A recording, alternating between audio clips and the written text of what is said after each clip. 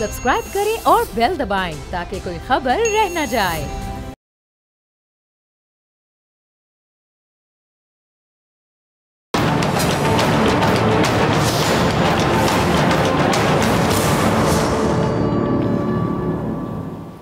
अस्सलाम वालेकुम नाज़रीन, आप देख रहे हैं प्रोग्राम ऐसे नहीं चलेगा और मैं हूं सादिया सैमसन। नाज़रीन, सियासी महाज एक दफ़ा फिर से गर्म नज़र आता है। ख़ासतौर पर अगर पीटीआई की बात करें तो आए दिन कोई ना कोई खबर, कोई ना कोई स्पेकुलेशन सामने आती ही रहती है। ताज़ा तरीन एक दफ़ा फिर से अली अमीन गंडापुर साहब के हवाले से है। उन्होंने व्हाट्सएप ग्रुप के ऊपर कुछ तनकीद का निशाना भी बना दिया और फिर बाद में बातें फैलाई गई कि शायद बानी पीटीआई की जानिब से कुछ अहम रहनुमाओं के बारे में कुछ बातें कही गई हैं। शहराम तरकई का नाम पहले सामने आया, जिसके बाद अब आतिफ खान भी आवाज़ बुलंद कर रहे हैं और वो ये कह रहे हैं कि चले वज़ीर आला खैबर पख्तूनख्वा से मेरे मामलात तो कुछ बहुत ज़्यादा अच्छे नहीं थे, लेकिन असद कैसर के बारे में बात की गई, शकील खान के बारे में बात की गई, इसकी तहकीकात होनी चाहिए, तो वो भी अब तहकीकात कराने का मुतालिबा कर रहे हैं। इसके अलावा पाकिस्तान तहरीक इंसाफ के रहनुमा आतिफ खान ये भी कहते हैं कि ये भी तस्दीक होनी चाहिए कि बानी पीटीआई की जानिब से आया किसी भी एक सीनियर रहनुमा के बारे में कोई बात की भी गई है या नहीं। ये तो एक तरफ है। दूसरी जानिब हम ये देख रहे हैं कि व्हाट्सएप ग्रुप्स के ऊपर भी तनकीद का निशाना अली अमीन गंडापुर की जानिब से बनाया गया, जिसके ऊपर भी रिएक्शन सामने आ रहा है। इसके अलावा मौलाना फजल रहमान एक दफ़ा फिर से ईद के बाद जैसे एक्सपेक्ट किया जा रहा था वो एक्टिव है और वो ये कह रहे हैं कि पीडीएम तो कभी ख़त्म ही नहीं हुई थी। हाँ, बस ये ज़रूर हुआ है कि कुछ जो हैं हुकूमत में उसके मेंबर्स चले गए हैं, कुछ अब अपोजिशन में मौजूद हैं। तो इसके पीछे क्या मौलाना फजल रहमान का प्लान है, वो क्या चाह रहे हैं, क्या हिकमत अमली हो सकती है, इस पर ज़रा बात कर लेंगे। और ख्वाजा आसिफ के नए बयान पर भी ज़रूर ही बात करेंगे, जो वो ये कहते हैं कि पहले तो बानी पीटीआई किसी भी मीटिंग को अटेंड नहीं करते थे, चाहे वो सिक्योरिटी मामलात की हो, मुल्की सालमियत के मामलात की हो, और अब वो मिन्नतें करते फिर रहे हैं कि उनको मीटिंग्स में बैठने का मौका दिया जाए। हमारे साथ मौजूद है हमारे गेस्ट नईम पंजौता साहब, पीटीआई से इनका ताल्लुक और पीटीआई का मौक़िफ़ हमारे साथ शेयर करेंगे। पीपल्स पार्टी से कादर मंदखेल साहब हमारे साथ मौजूद हैं, आपके वक्त का भी बहुत शुक्रिया। और कौसर काज़मी साहब नून लीग की नुमाइंदगी करेंगे हमारे शो में। आप तीनों मेहमानों का बहुत शुक्रिया, आपने वक्त निकाला हमारे प्रोग्राम के लिए। फर्स्ट थिंग फर्स्ट, मेरे ख्याल में ये इतनी ज़्यादा स्पेकुलेशन जो पीटीआई के मामलात पर हो रही है, नईम पंजौता साहब आपकी जानिब आ जाते हैं। ये कहा जा रहा था कि कोई भी इख्तलाफात नहीं है, फिर हमने देखा कि एकदम से फैसल साहब को लॉयर्स की टीम से बाहर निकाल दिया जाता है, फिर हम देखते हैं कि अली अमीन गंडापुर साहब पर लोगों को तहफ़्फ़ुज़ात होने लगते हैं, उनके बयानात सामने आते हैं। चल क्या रहा है? बहुत शुक्रिया, बड़ी नवाजिश आपने मौका दिया। देखें, पार्टी इतनी बड़ी पार्टी है जिसमें हर बंदे की एक अपनी ओपिनियन है, राय है कि इख्तिलाफ हो सकता है, लेकिन के नजरिए को तमाम करते हैं, उनके ऊपर तमाम लोगों का एतमाद है और वो एतमाद अब जहाँ वर्कर्स की बात एक नैरेटिव किया जाता है, तमाम चैनल्स के ऊपर हाइप दी जाती है कि कंट्रोवर्सी कोई भी ऐसी बात होती है कि किसी के साथ इख्तलाफ होता है तो उसे एक हाइप दी जाती है ताकि जो है वर्कर्स को नाला हो के छोड़ें। लेकिन ऐसा नहीं कि जितनी मर्जी हाइप क्रिएट कर ली जाए, वर्कर्स इमरान खान खड़े हैं और जदोजहद का वो हिस्सा बने। जहाँ तक बात है कि ये एक जो दूसरे मुख्तलिफ रहनुमा बयान देखें, PMLN हो क्या रहनुमाओं के आपस में क्या कोई तज़ाद, क्या उनके इख्तलाफात नहीं दूसरी जमातों के, तो इसमें सिर्फ पीटीआई की क्यों उठाया जा रहा है? जो मुल्क के मसाइल हैं उन पर बात करने। लेकिन मीडिया पर आकर नईम साहब, मीडिया पर आकर कोई भी सीनियर रहनुमा, चाहे वो असद कैसर हो, बल्कि उन्हीं का ले लेते हैं। जिस तरह से उनकी जानिब से कहा गया कि बिल्कुल उनके बयान पर तहकीकात होनी चाहिए, इस तरह से दीगर रहनुमाओं की जानिब से तो नहीं कहा जा रहा। किसी भी और पार्टी की जानिब से इस तरह का अपफ्रंट आके भी तो नहीं बयान आप नजर आते। नहीं, देखें, अगर वो समझते हैं कि किसी के बयान की तहकीकात होनी चाहिए तो वो मीडिया के ऊपर तो तहकीकात नहीं होंगी, वो हमारा इंटरनल मामला है, वो हम कर लेंगे उसकी तहकीकात। दूसरी बात यह है कि जो इस वक्त मुल्क के मसाइल हैं उसको ज्यादा उजागर चाहिए, उस पर बात करनी। इस वक्त फार्म 47 की हुकूमत बनाई गई है। खैबर पख्तूनख्वा में अमन अमान की जो इस वक्त सूरत हाल है वो भी तो मुल्क का ही मसला है। नईम साहब, कादिर मंदखेल साहब की जानिब जाते हैं। कादिर साहब, ये बताइएगा, अभी बिलावल भुट्टो साहब ने ये कह दिया है कि एक और मौका ज़रूर होना चाहिए, पीटीआई के साथ बैठक होनी चाहिए। इस वक्त जो ओवरऑल सिचुएशन है उसमें ज़रूरत इस बात की है। उनका शहीद जुल्फ़िकार भुट्टो की बरसी पर उनका जो तकरीर था, खिताब था, उस पर भी उन्होंने एक दफ़ा फिर से ये बात की कि हम सारे भाई हैं, सारे सूबे भाई हैं, हम मिल के बैठे, एक दफ़ा फिर से बातचीत का सिलसिला शुरू हो। तो ज़रा बताइएगा कि क्या इस मामले पर कोई प्रोग्रेस हुई है, क्या राबते हुए हैं?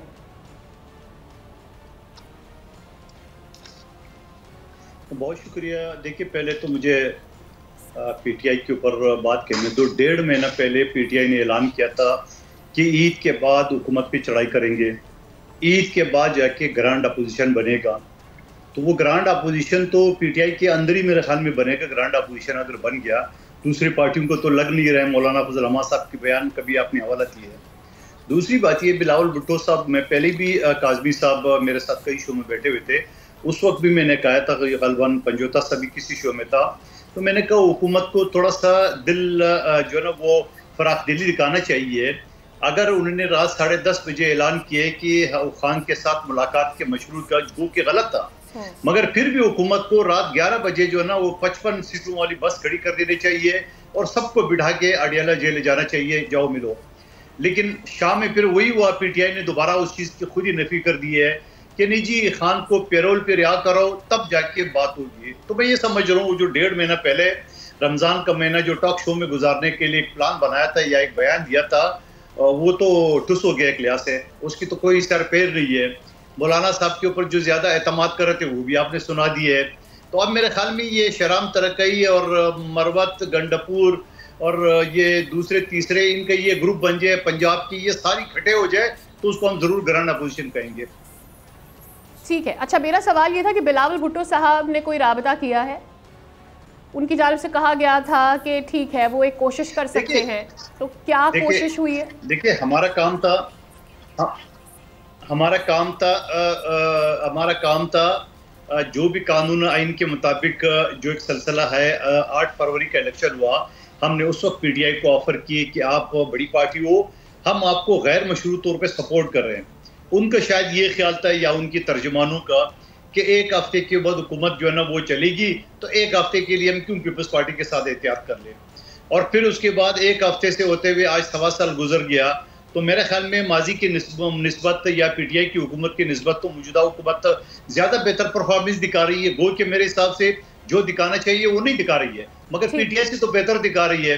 اور پھر اس کے بعد جا کے وہ حکومت کے دڑے بنانے کا یا اپوزیشن کو دڑے اکٹھے کرنے کا, تو ان کے اپنے جو دڑے بنے ہوئے ہیں ان کا کیا کریں گے؟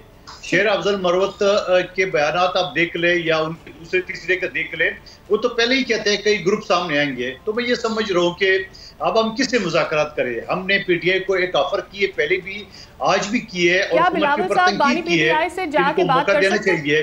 تو کیا بلاول صاحب بانی پی ٹی آئی سے جا کے بات کر سکتے ہیں؟ کیونکہ کئی بار ہم میرا خیال میں بلاول بھٹو صاحب کا لیول تو نہیں ہے کہ وہ جا کے جیل میں بات کر لیں. ہاں, اگر پی ٹی آئی آفر کر رہے کہ P T I Peoples Party کوئی نمائندہ آ جائے تو ضرور اس کے اوپر جو ہے نا وہ سوچا جا سکتا ہے. ٹھیک ہے. کوثر صاحب, ابھی ایک تازہ بیان خواجہ آصف صاحب کا آیا اور اس میں یہ کہا گیا کہ اس سے پہلے تو عمران خان یا بانی پی ٹی آئی کسی میٹنگ میں خود بیٹھے نہیں, اب ان کی جانب سے منتیں کی جا رہی ہیں. ایک تو یہ, دوسرا آپ سے پوچھنا یہ تھا کہ فضل الرحمان صاحب تو کہہ رہے ہیں کہ پی ڈی ایم ابھی ٹوٹی نہیں ہے, پی ڈی ایم ابھی ہے, کچھ حکومت میں بھی موجود ہیں, تو اس بات کا مطلب کیا آپ مجھے سمجھا سکتے ہیں کہ کیا ہے, کیا رابطے ہو رہے ہیں, کیا کہنا چاہ رہے ہیں مولانا صاحب؟ بسم اللہ الرحمن الرحیم, رب صلی علی محمد و آل محمد. سعدیہ, سب سے پہلے تو نعیم حیدر نے کہا کہ یہ ہمارا انٹرنل معاملہ ہے. بات انٹرنل معاملات کی نہیں ہے. ہم تو بڑے عرصے سے یہ کہہ رہے تھے کہ کے پی کے اندر جو اصل ایشوز ہیں ان پہ توجہ نہیں دی جا رہی. کرپشن کا وہی بازار گرم ہے جو کبھی پنجاب میں ہوتا تھا, وہ جو پنکی گوگی ایک گینگ تھا, اسی طریقے سے معاملات کے پی میں چل رہے ہیں. لیکن ہماری باتوں کو اہمیت نہیں دی گئی اور بالآخر ان کے اندر سے لوگ اٹھے اور ایک دوسرے پہ جو الزامات ہیں وہ بالکل آپ کے سامنے ہیں. یہ خود ایک دڑوں میں تقسیم جماعت ہے, تو یہ اب کسی کو کیا ٹف ٹائم دے گی یہ ممکن نظر نہیں آتا. فارم 47 کے حوالے دیتے رہے. فارم 47 کا سب سے بڑا الزام تو مولانا ان پہ لگا رہے ہیں کے پی کے اندر کہ میرا مینڈیٹ چوری کیا گیا, مجھے واپس کریں, تو اس کے بعد بات ہوگی. جہاں تک پی ڈی ایم کا سوال آپ نے کیا سعدیہ, بالکل اگر آپ کو یاد ہو تو میاں نواز شریف نے کہا تھا کہ یہ جو پی ڈی ایم ہے یہ ہم چاہتے ہیں کہ یہ دیر پا ہو. اس وقت ایک جدوجہد جاری تھی, ایک رجیم تھی, فیض رجیم جس کو کہا جاتا تھا, ایک لمبے پلان تھے. تم جو ہے وہ 2031 تک وزیر اعظم, میں آرمی چیف, اس طرح کی کوئی پلاننگ تھی, کوئی پریزیڈنشل سسٹم پاکستان میں متعارف کروانا تھا. تو جب پی ڈی ایم بنی تھی اس وقت میاں نواز شریف کے یہ الفاظ تھے کہ یہ 10-15 سال تک یہ سلسلہ چلتا رہے گا. تو جتنی بھی جمہوری جماعتیں پاکستان کے اندر ہیں انہوں نے ثابت کیا, خواہ وہ اب اپوزیشن میں ہیں یا حکومت کا حصہ ہیں, جب ملک جو ہے وہ مشکل حالات میں تھا تو انہی جماعتوں نے مل بیٹھ کے اس بنور سے ملک کو نکالا. تو یہ تو وہ چیزیں ہیں جو ثابت کر چکے ہیں سارے. خواہ وہ پیپلز پارٹی ہے، خواہ وہ PMLN ہے، مولانا ہے، جو بھی افراد ہیں ملک کی خاطر یہ ایک ساتھ اکٹھے بیٹھے تھے. تو اس میں کوئی اب وہ بڑی بات نہیں ہے کہ مولانا نے یہ کہا ہے کہ PDM موجود ہے. لیکن مولانا صاحب اب ملک کی خاطر لوگوں کو اکٹھا کر رہے ہیں، پارٹیز کو جمع کر رہے ہیں، وہ بار بار کہہ رہے ہیں کہ ان کے تحفظات ہیں، ان کو ایڈریس نہیں کیا جا رہا، تو اس کے لیے پھر کیا کر رہا ہے وفاق اب؟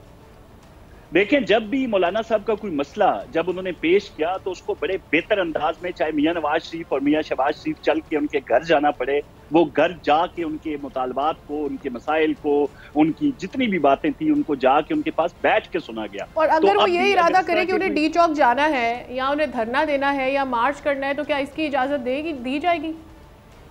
دیکھیں مولانا کا اسلام آباد کے اندر تو اب ایک قانون بن چکا ہے کہ وہاں پہ جو ریڈ زون ہے، وہ جو ایریا ہے اس کے اندر کوئی بھی جماعت جو ہے، اب ہم حکومت میں ہیں، کل اپوزیشن میں ہوں گے، ہمارے سمیت کوئی بندہ اب اس قانون کی خلاف ورزی نہیں کر سکتا. بہرحال ریاست ہے، ریاست نے جو انیشیٹو لیے ہیں اس کی پاسداری تمام جماعتوں کا فرض بنتا ہے. تو وہاں تک تو نہیں، البتہ جو مولانا نے احتجاج کیا تو ماضی میں ہم نے دیکھا مولانا کے احتجاج پرتشدد احتجاج نہیں ہوتے. سعدیہ وہ آتے ہیں، وہ چاہے کسی، بے شک ان کے ساتھ ایک بہت بڑی تعداد ہوتی ہے مظاہرین کی، لیکن نہ راستہ روکا جاتا ہے، نہ ایمبولینسز کا راستہ روکا جاتا ہے، نہ بیماروں کا، نہ ضعیفوں کا، نہ ٹرانسپورٹ. بالکل ایک معمولات زندگی جو عوام کے ہیں وہ متاثر نہیں ہوتے.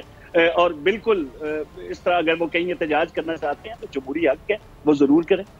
ٹھیک ہے. نعیم پنجوتا صاحب، جہاں سے گفتگو کا سلسلہ ٹوٹا تھا، آپ سے میں یہ کہنا چاہ رہی تھی اس وقت کہ ایکچولی تو آپ کے اپنے بہت سارے رہنما بار بار خیبر پختونخوا میں جو اس وقت گورننس ہے اس میں کچھ سینئر رہنما بھی ہیں جو کہ یہ بات کہہ رہے ہیں کہ اس وقت علی امین گنڈا پور صاحب کو خیبر پختونخوا کی گورننس کے اوپر دھیان دینا چاہیے، باقی معاملات کے لیے ان کو انٹرفیرنس نہیں ہونی چاہیے.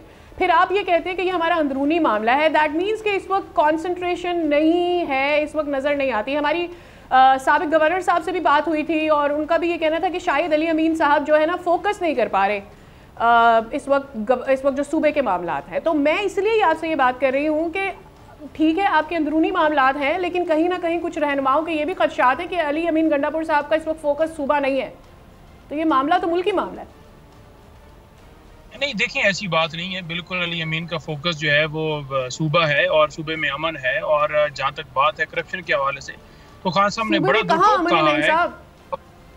صوبے میں آئے روز ہم دہشت گردی کے واقعات دیکھ رہے ہیں جس کے لیے پوری قوم ہی پریشان ہے. آپ کہاں ہے امن اس وقت؟ نہ بلوچستان میں امن ہے، نہ اس وقت خیبر پختونخوا میں. تو بلوچستان میں علی امین کی حکومت ہے، خان صاحب کی. میں آپ کو ریالٹی بتا رہی ہوں، آپ مجھے صرف علی امین کا جواب دیتے ہیں.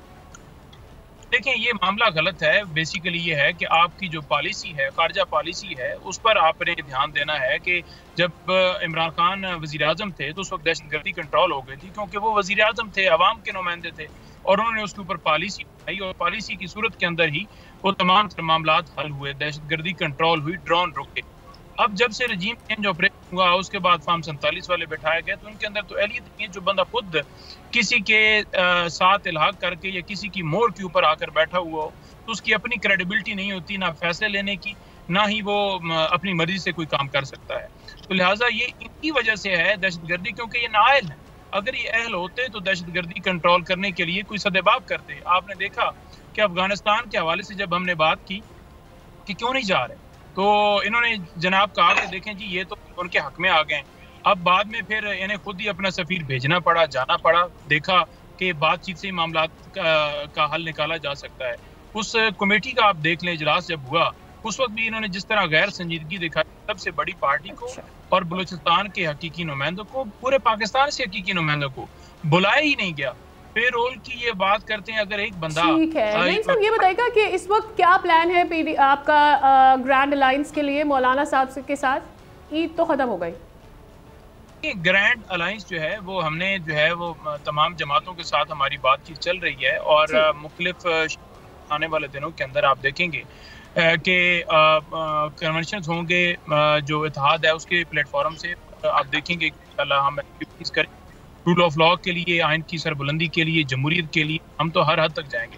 کے پی میں ہمارے احتجاج جو ہیں وہ جاری ہیں. ڈیلے کیا ہے؟ کیا اس وقت ڈیلے کیا ہے؟ کیونکہ ہم عید کے بعد ایکسپیکٹ کر رہے تھے کہ کوئی لاہے عمل سامنے آئے گا. کیا ملاقاتیں نہیں ہو پا رہی؟ معاملہ کیا ہے؟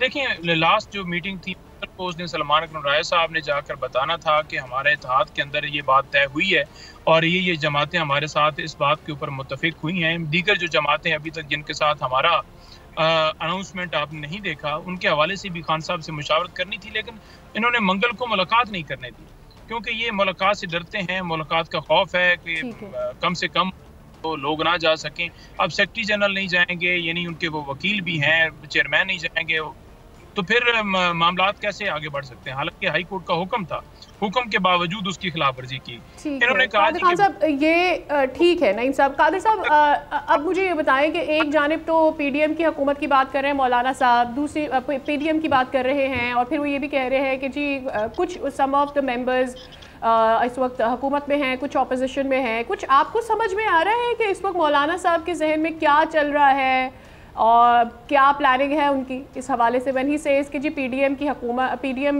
جو تھی وہ آدھی بٹ گئی ہے, ادھر بھی ہے ادھر بھی ہے, لیکن پی ڈی ایم قائم ہے. دیکھیے میں کئی مرتبہ یہ بات کہہ چکا ہوں, بلکہ چیلنج کے ساتھ کہہ چکا ہوں کہ مولانا صاحب ان کا ساتھ نہیں دیں گے, اور ان کا اصرار تھا کہ مولانا کے گھر کے ایسے طواف کرے تھے جو ماضی کی باتیں اگر بندہ یاد رکھے تو بندہ سر پکڑ کے بیٹھ جائے. لیکن اس کے باوجود مولانا نے ان کے سامنے مولانا صاحب کسی بھی قسم کا کوئی لارا کیوں دیں گے پی ٹی آئی کو؟ ان کو کیا فائدہ ہوگا اس کی وجہ سے کہ اگر ان کا انٹرسٹ نہیں ہے, آپ جس طرح سے بات کریں؟ دیکھیں میں آپ کو تھوڑا سا دلائل سے بات کروں گا, تھوڑا غور سے سن لیں میں کیا کہنا چاہ رہا ہوں. مولانا جو نا ان کا جو حلقہ ہے وہ خیبر پختونخوا, مولانا کہتے ہیں کہ میرے مینڈیٹ چوری کر دیے, پی ٹی آئی کو دے دیا گیا. اب آپ مجھے بتاؤ مولانا اگر پی ٹی آئی کا ساتھ دے تو احتجاج کس کے خلاف کریں گے؟ ایک ریالٹی ہے. دوسری بات یہ ہے کہ مولانا یہ کہتے ہیں کہ آپ نے ان اپوزیشن اتحاد بنانا ہے تو اس کی سربراہی مجھے دینی ہے, اس پہ یہ ایگری نہیں ہے. تیسرا مولانا یہ کہتے ہیں کہ آپ مجھے یہ کر دیں. مولانا صاحب کا تو بیان آیا تھا کہ انہیں صدارت نہیں چاہیے, آپ کو یاد ہوگا مولانا صاحب کا بیان. منہ پہ تھوڑی بولیں گے میری بہن, اچھا وہ منہ پہ تھوڑی بولیں گے مجھے صدارت دے دیں. جو ان کے لوگ بتا رہے ہیں, جو میڈیا ٹاک میں بتا رہے ہیں, وہ ساری چیزیں تو یہی شرط ہے.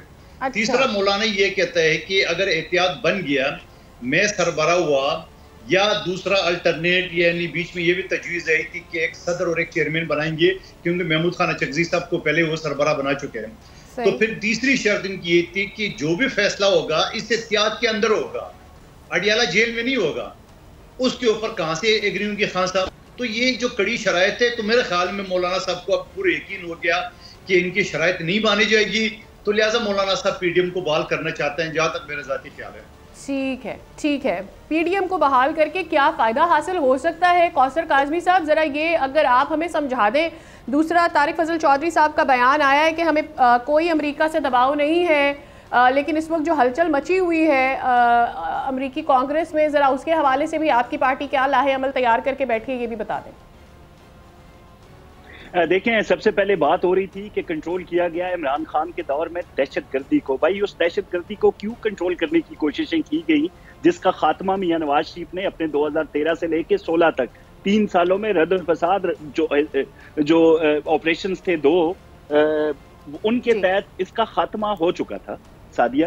اور اس ناسور کو پورے ملک کے اندر دہشت گردی کا جو روزانہ کی اس پہ ہوتے تھے بنیاد پہ حملے, کبھی کے پی میں ہو رہے ہیں, کبھی چاروں صوبوں میں, تو اس کا خاتمہ میاں نواز شریف نے اپنے دور میں کر دیا تھا اور بڑا بطریق احسن کیا تھا. اب یہ کہہ رہے ہیں جی عمران خان کی بڑی کاوشیں تھی دہشت گردی کو ختم کرنے کے لیے. میں مانتا ہوں کہ صوبوں کی جو اہلیت ہوتی ہے وہ بڑی کم ہوتی ہے. جو بڑے آپریشنز ہوتے ہیں, جب بڑی دہشت گردی کی وارداتیں شروع ہوں تو اس میں صوبائی حکومتوں کے لیے آسان نہیں ہوتا. لیکن جو ان کو این ایف سی کی مد میں جو پیسہ ملتا ہے, جو سی ٹی ڈی, اس کا آپ نے اچھے طریقے سے استعمال کر کے جو لوگ وہاں سے آتے ہیں. اگر آپ مجھے بتا دیں کہ یہ پی ڈی ایم والے معاملے پر کیا پیش رفت ہوئی ہے, کیا کوئی بات چیت ہوئی ہے؟ جس طرح سے وہ بات کر رہے ہیں قادر صاحب کہ یہ اب پی ڈی ایم شروع کرنا چاہتے ہیں مولانا صاحب.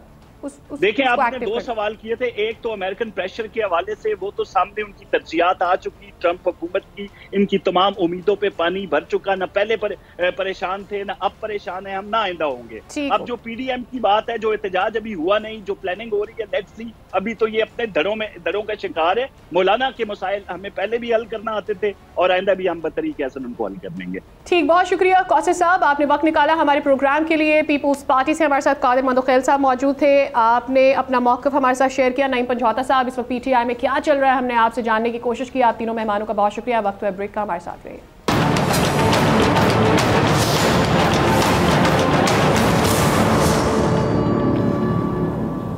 ویلکم بیک ناظرین، اسرائیل کی جانب سے غزہ میں بمباری کا سلسلہ جاری ہے۔ 18 مارچ کو غزہ جنگ بندی معاہدہ توڑتے ہوئے غزہ پر بدترین بمباری شروع کر دی گئی۔ ایز آف ناؤ اگر ہم بات کرتے ہیں، فضائی حملوں میں 44 افراد کو مزید شہید کر دیا گیا ہے اور 500 سے زائد دن یعنی سال سے زیادہ گزر چکا ہے، لیکن ایسا لگتا ہے کہ دنیا کی کوئی طاقت بھی اس وقت صف ہستی موجود نہیں ہے جو کہ اس بمباری کو کسی طور سے بھی روک سکے، اور وہاں کے معصوم جانیں جو روز ضائع کی جا رہی ہیں ان کو کوئی روک سکے، ان کو کوئی دلاسا دے سکے کہ آج رات جب تم سو گے تو صبح سب ٹھیک ہوگا۔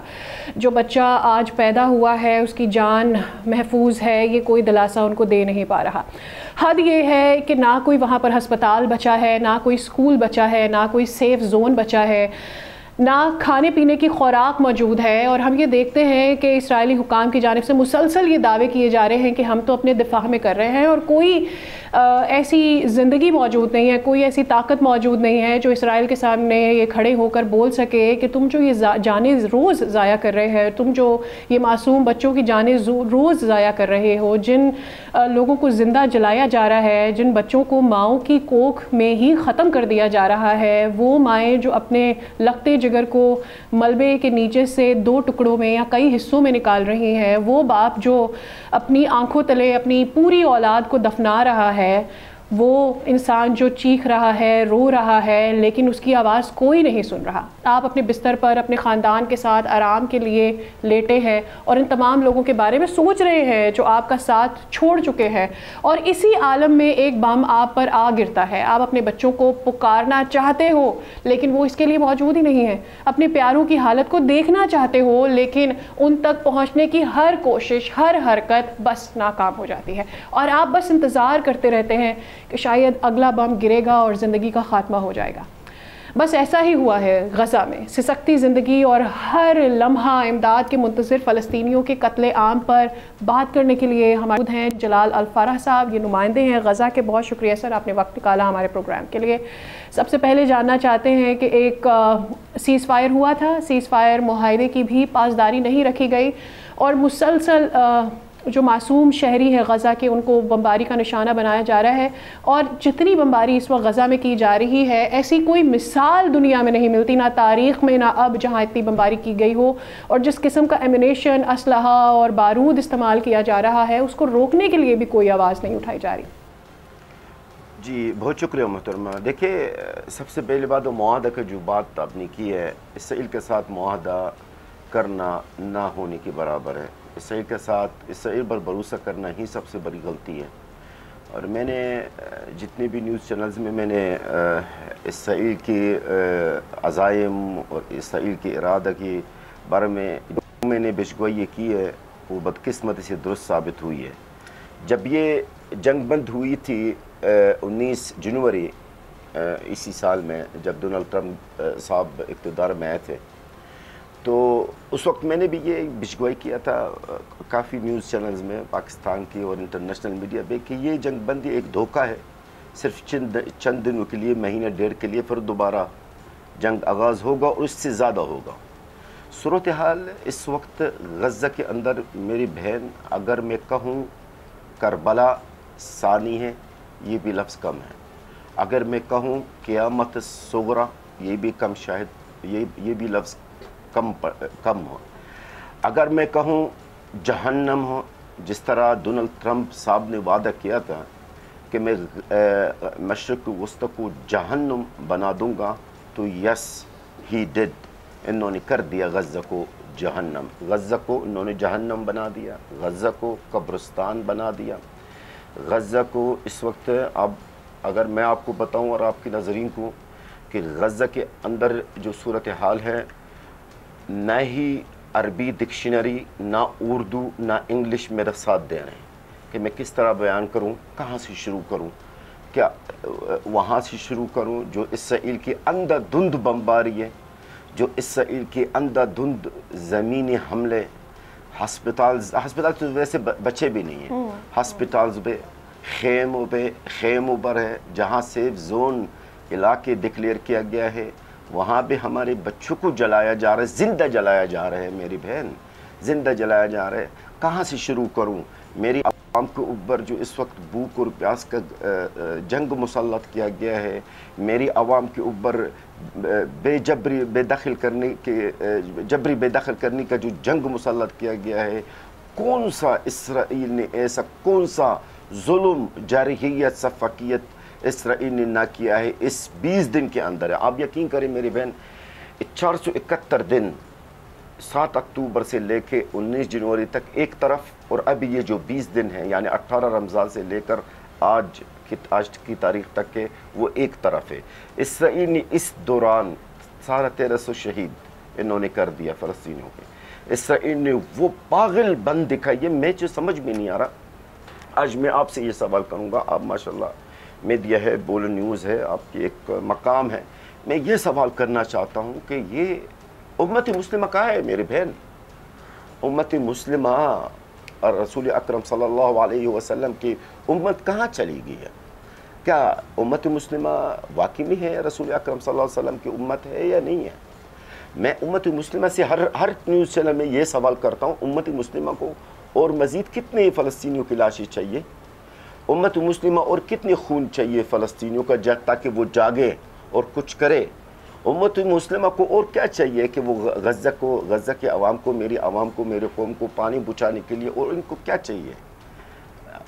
امت مسلمہ محترمہ، اسرائیل کو تو کرنا ہے جو بھی کرنا ہے، کیونکہ امت مسلمہ ان خاموش ہے، امت مسلمہ میں نہ ہمت ہے، نہ غیرت ہے، نہ حمیت ہے، تو ظاہر ہے اسرائیل اپنا ٹارگٹ، اپنا اہداف، جو دہشت گرد ناجائز ریاست ہے، وہ اپنا اہداف تو پورا کر لے گا جی۔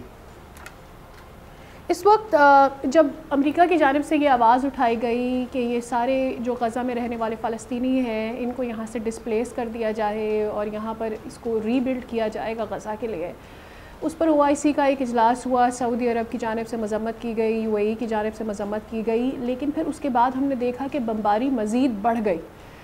اس کے بعد کیا ہوا ہے، کیا ڈیولپمنٹ ہوئی ہے، کیوں سیز فائر نہیں کروا پائی یہی وہ قوتیں جنہوں نے بعد میں امریکہ سے تحفظات کا اظہار بھی کیا، یہی وہ مسلم ممالک جو بار بار یہ کہتے رہے کہ یہ بربریت ہے اسرائیل کی جانب سے اور اسے روکا جانا چاہیے؟ کیا ان کا ٹارگٹ صرف یہ تھا کہ کسی طرح سے ڈسپلیسمنٹ روکا جائے، اور اس کے بعد کیا ہوا؟ بہت اچھا پوائنٹ اٹھایا آپ نے میری بہن۔ دیکھیں، سب سے پہلے بات تو یہ امریکہ کا شروع سے یہ بیانات یہی آ رہی ہے کہ غزہ کے عوام وہاں سے نکل جائیں۔ کبھی مصر کا نام لیتے ہیں کہ مصر چلی جائے، کبھی جورڈن کا تجویز دیتے کہ جورڈن چلی جائے، کبھی صومالیہ لینڈ کا نام دے رہے، کبھی پتہ نہیں کون سا افریقہ کا ملک، افریقہ میں کوئی ملک کا نام دے رہے، روز نام سن رہے ہیں ہم۔ یہ تو ڈونلڈ ٹرمپ صاحب کا بھی ایک اور بھی باتیں تھی کہ میں غزہ پر کنٹرول کروں گا۔ تیسرا بیان یہ ڈونلڈ ٹرمپ صاحب کا یہ بھی تھا کہ میں غزہ کو خریدوں گا، پتہ نہیں کس سے خرید رہا وہ۔ چوتھی باتیں یہی تھی ان کے، چوتھا بیان یہ تھا کہ میں غزہ کے جو لوگ ہیں ان کو وہاں سے نکال کے غزہ کو نیو ری بلڈ کر دوں گا۔ بہت باتیں ہیں ڈونلڈ ٹرمپ صاحب نے کی ہے، جبکہ اگر دیکھا جائے تو ڈونلڈ ٹرمپ شروع میں الیکشن کمپین کے دوران تو ان کے وعدے کچھ اور تھے، ابھی جب وہ اقتدار میں آ گئے تو ان کی وعدے رہ گئے، انہوں نے یو ٹرن لے لیا۔ دیکھیں، غزہ کے عوام کو اپنے ملک سے دربدر کیوں کیا جا رہا ہے؟ کیوں؟ اسرائیل کو جانا چاہیے، اسرائیل قابض ہے، قابض تو ہم نہیں ہے، یہ تو ہماری سرزمین ہے، ہمارے ہم تو جانے والے نہیں ہیں۔ ہو سکتا ہے شاید کوئی 50,000 کوئی 1 لاکھ لوگ جائیں گے، لیکن جو 20-22 لاکھ عوام ہیں غزہ کے وہ نہیں جائیں گے، وہ اپنا جان دیں گے، نہیں جائیں گے۔ باقی جو آپ نے ذکر کیا عربوں کی طرف سے، عربوں نے جو تجویز دیا ہے وہ یہی تجویز دیا ٹھیک ہے ہم ری بلڈ غزہ کرتے ہیں اور غزہ کو دوبارہ تعمیر کرتے ہیں لیکن فلسطینیوں کو بے دخل نہیں کیا جائے گا. اسرائیل ایگری نہیں ہے اس بات پہ, نہ اسرائیل اس بات پہ ایگری ہے اور نہ ہی امریکہ. ان دونوں ممالک, میں دونوں ممالک کا نام نہیں کہوں گا کیونکہ یہ دو جو ملک ہیں امریکہ اور اسرائیل یہ الگ الگ نہیں ہے, ایک ہی ہے. یہ ان کا ارادہ یہی ہے کہ کسی نہ کسی طریقے سے غزہ کو خالی کیا جائے اور غزہ کے عوام اور کسی اور ملک ان کو شفٹ کیا جائے. اچھا اور بہانہ کیا بنا رہے ہیں؟ حماس کا بہانہ. کدھر حماس تو میرے خیال میں اب حماس کے اندر وہ طاقت تو نہیں رہی ہے. حماس 500 دن سے جو لڑ رہا ہے اکیلا ہے, نہ وسائل ہے, نہ خوراک ہے, نہ پانی ہے, نہ کچھ بھی, ان کا پاس کچھ بھی نہیں ہے. تو میرے خیال میں آئی تھنک یہ بہانے ہیں اور کچھ بھی نہیں حماس سے. اگر حماس آپ کے ٹارگٹ ہے, آپ کے اہداف حماس ہیں, آپ کے حماس کو ختم, تو یہ چھوٹے چھوٹے بچے, معصوم بچے جن کو آپ جلاتے ہیں, جن کو آپ مارتے ہیں, جو خواتین ہیں, ان کا کیا قصور ہے؟ ان کا حماس سے کیا تعلق ہے؟ ان کو کیوں جلایا جا رہا؟ میری بہن یہ ایک پالیسی, یہ ایک سیاست ہے امریکہ اور اسرائیل کا ہے کہ فلسطینیوں پر اتنا عذاب ڈال دیں, غزہ کے عوام کے اوپر ہے اتنا عذاب ڈال دیں کہ وہ بس ہجرت کرنا بھی مجبور ہو جائے. جی جلال صاحب, جس طرح کی بمباری کی جا رہی ہے اس وقت اسرائیل میں, اس کی کوئی مثال غزہ میں, معاف کیجیے گا, اس کی کوئی مثال نہیں ملتی ہے. اور ہم جو فوٹیجز اپنے سامنے دیکھ رہے ہیں وہ ہم سے دیکھنے میں برداشت نہیں ہو رہے. جو عوام وہاں پر رہ رہے ہیں وہ کیسے, ان کے لیے کیسی بھی طرح سے لیویبل ہو سکتا ہے؟ کوئی اس کے اوپر تحقیق نہیں کر رہا کہ یہ کس طرح کی بمباری کی جا رہی, کس طرح کے کیمیکلز استعمال کیے جا رہے ہیں انسیمینیشن کے اندر, اتنی زہریلے ہیں, وہاں سانس لینا مشکل ہوا ہے, ان لوگوں کا کیا حال ہوتا ہوگا؟ میرے عوام کا کیا حال ہے میرے بہن, یہ میں آپ کو کیا بتاؤں میرے عوام کا کیا حال ہے. میرے عوام کا حال تو آپ لوگ شاید کچھ کلپسوں میں, کچھ ویڈیوز میں آپ دیکھتے ہوں گے, ہم تو خود محسوس کر رہے ہیں. آپ ان سے پوچھئے جن کے اوپر بیٹ رہی ہے. میں خود غزہ کا ہوں, میرے سارے خاندان غزہ میں ہیں, جو آپ یقین کریں خدا کی قسم مجھے پتہ ہی نہیں ہے میرے بہن بھائی ابھی زندہ بھی ہے یا شہید بھی ہوا, مجھے علم ہی نہیں ہے. اتنا مجھے بتایا کہ میرا محلہ سارا ملبہ ہے, خنڈرات ہے, میرا غزہ جو ہے, جو خان یونس علاقہ وہ سارا خنڈرات ہے. غزہ کے عوام وہی والی باتیں میں نے ذکر کیا شروع میرے بہن, ان کی زندگی جہنم ہے. ان کی زندگی وہی ہے جو ڈونلڈ ٹرمپ صاحب وعدہ کر کے آتے کہ جہنم بنا دوں گا, وہ جہنم کے وقت ٹائم گزار رہے ہیں میری عوام, اور کچھ بھی نہیں ہے. آپ مجھے ذرا یہ بتائیے, کوئی امیجن کر لے میرے بہن, آج میں یہ سوال کروں گا آپ سے, کوئی امیجن ایک منٹ کے لیے کر لے کہ وہ ملبہ کے نیچے سے اپنے چھوٹا بچہ کو 3 ٹکڑوں میں نکال رہا ہے. کون یہ چیز برداشت کرے گا؟ کون یہ برداشت کرے گا کہ اپنے چھوٹا بھائی کی لاش اٹھا؟ کون یہ برداشت کرے گا؟ ایک ماں ہے جن کے کوئی اولاد نہیں, صرف ایک بیٹا ہے, وہ بھی 20 سال کے بعد اللہ نے ان کو دی ہے, وہ بھی ان کے ہاتھ میں 2 ٹکڑوں میں دیا گیا ہے. اور بھی بہت کچھ میرے بہن, اگر میں غزہ کے بارے میں بتاؤں آپ کو تو شاید یہ آپ کا پروگرام کیا ہے, یہ 24 گھنٹہ بھی کم پڑ جائیں گے, سال کم پڑ جائے گا بتانے کے لیے. بھوک پیاس الگ ہے, میرے عوام کے پاس تو پانی تک نہیں ہے, یقین کرے پانی پینے کا تک نہیں ہے. اور میں پھر دوبارہ دہراتا ہوں کہ ہماری امت مسلمہ بھی اتنی بھی اندر ان کی ہمت نہیں ہے کہ وہ پانی پہنچانے کی بھی اتنی ان کے اندر ہمت بھی نہیں ہے. جو کم سے یہ عورتوں کا کام ہے. نبی پاک محمد صلی اللہ علیہ وسلم کے دور میں یہ پانی پہنچانا, یہ خوراک پہنچانا, یہ لیڈیز کا کام ہوا کرتے تھے.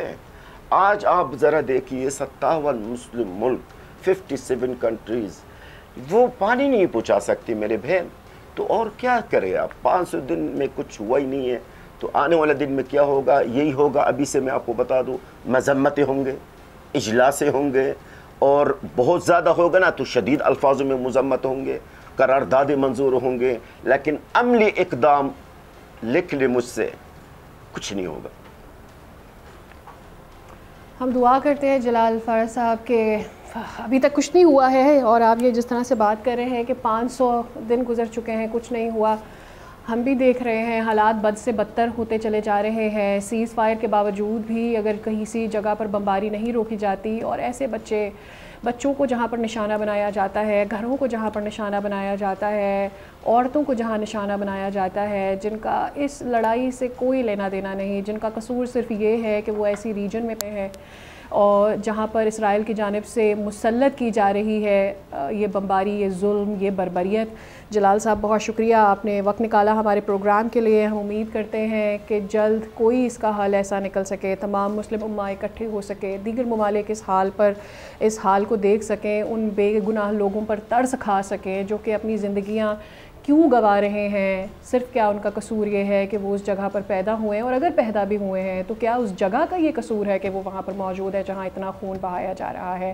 ان لوگوں کا کوئی قصور نہیں ہے, ان کو جینے کا اتنا ہی حق ہے جتنا آپ کو اور مجھے ہے. یہاں پر پروگرام کا وقت بھی ہو گیا ہے ختم. ملاقات ہوگی اگلے شو میں, دیجیے اجازت, اللہ حافظ.